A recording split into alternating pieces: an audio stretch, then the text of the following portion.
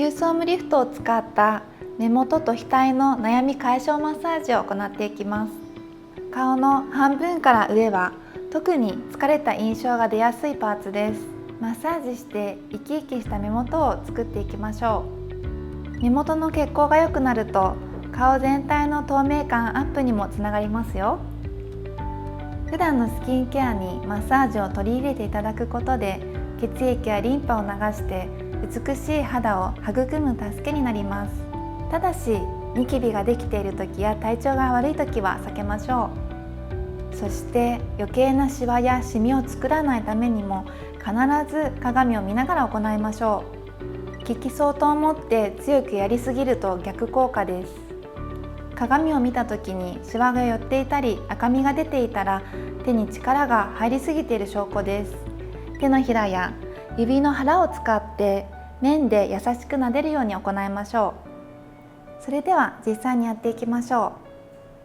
最初にフェイスラインの老廃物を流してリンパの通り道を作りましょう。そうしないとせっかくマッサージをしても老廃物が巡回してしまいますので、はしょらずに耳の下、鎖骨は意識して流すようにしましょう。化粧水で整えた肌に直径2センチから 2.5 センチのキューソムリフトを出します。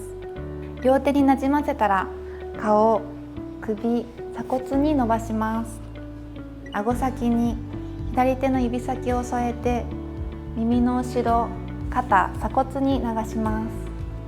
この時指先だけで行うのではなくて手のひら全体を密着するようにして行うのがポイントです。3回繰り返したら反対も同様に行いましょう。すべての工程を3回ずつ行います。途中で滑りが悪くなったらキューソームリフトを足しながら行いましょう。目の周りに張りと透明感を与えます。目の周りの骨の際を中指と薬指で3秒間押さえていきます。この時眼球は避けて行ってください。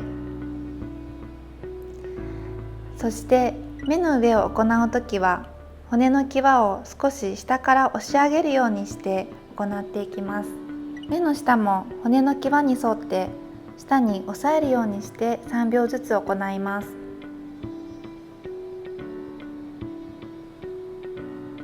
眉間と額をほぐして優しい印象の目元にしましょう。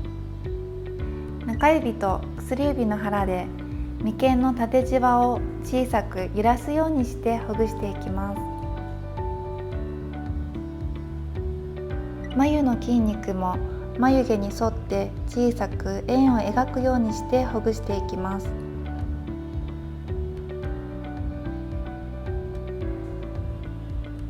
額のシワを伸ばします。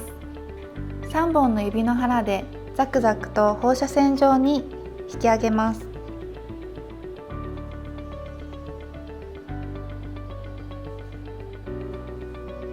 生え際の筋肉をほぐしていきます。3本の指の腹で細かく横に揺らしながら耳の上までほぐしていきます。顔全体を引き上げましょう。頬全体を手のひらで包んで耳の前まで流します。人差し指の側面でこめかみまで引き上げてキープします。耳の前を通って首を包んで鎖骨に流します。最後に頭頂部に向かって地肌をかき上げていきます。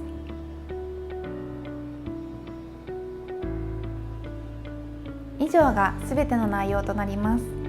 通して行えば 2,3 分で行えるマッサージ法です。キューソームリフトを使って正しく行えば生き生きとした目元を手に入れることができます。気持ちいいなと感じながら朝でも夜でも時間を見つけて続けてみてください。